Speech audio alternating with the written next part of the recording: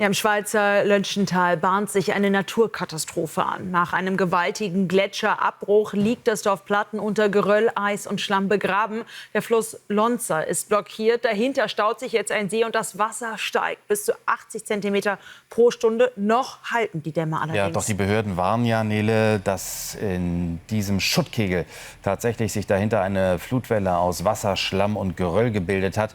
Und der Hang, der bleibt so instabil, dass die Rettungskräfte nicht mal eingreifen können, um Schlimmes zu verhindern. 16 Menschen wurden bereits evakuiert, aber weitere Orte, wie zum Beispiel Gampel und Steg, sollen sich auf eine mögliche Räumung vorbereiten. Minütlich spitzt sich die Lage zu und sie ist daher hoch angespannt.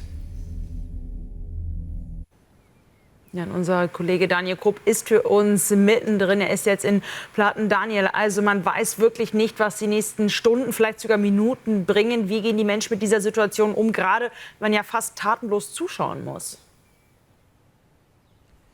Ja, absolut. Und man spürt wirklich diese große Unsicherheit hier auch bei den Menschen. Kurze Einordnung, wo wir uns aktuell befinden. Und ich gehe aus dem Bild auch mal heraus. Also wir können es im Hintergrund sehen, diese extrem großen Schuttmassen, die sich da gebildet haben und die dieses Dorf ja absolut auch unbewohnbar gemacht haben. Eigentlich eine absolut idyllische Landschaft.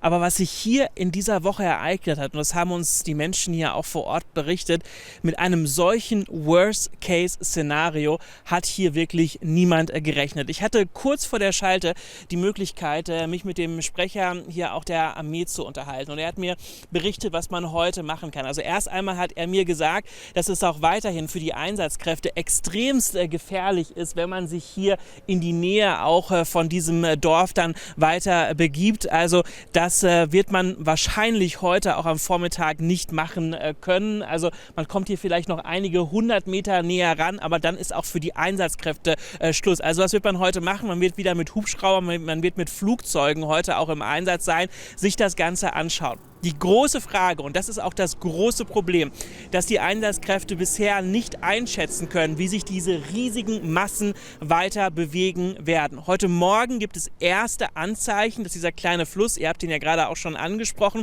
dass der vielleicht so einen natürlichen Weg finden könnte, sodass es dann nicht zu einer größeren Flutwelle kommen könnte. Aber, das hat mir der Sprecher der Armee eben auch noch einmal gesagt, es ist noch viel zu früh, wirklich davon auszugehen, dass das dann wirklich auch der Fall ist. Ja, und eine Sache, die dürfen wir natürlich auch nicht vergessen an diesem Morgen, das sind Menschen aus dieser Gemeinde, das ist ja eine kleine Gemeinde gewesen, 300 Menschen, die da gewohnt haben, die haben alles komplett verloren. Ihre komplette Existenz, die man sich aufgebaut hat.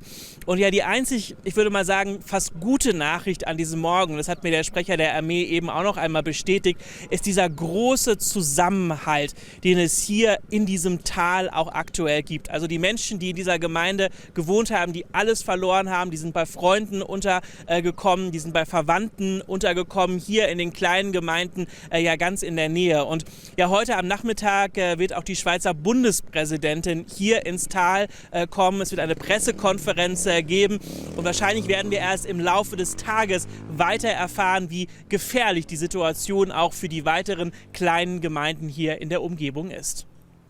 Daniel, danke für diesen ersten Einblick. Du wirst die Lage weiter für uns verfolgen. Danke dir.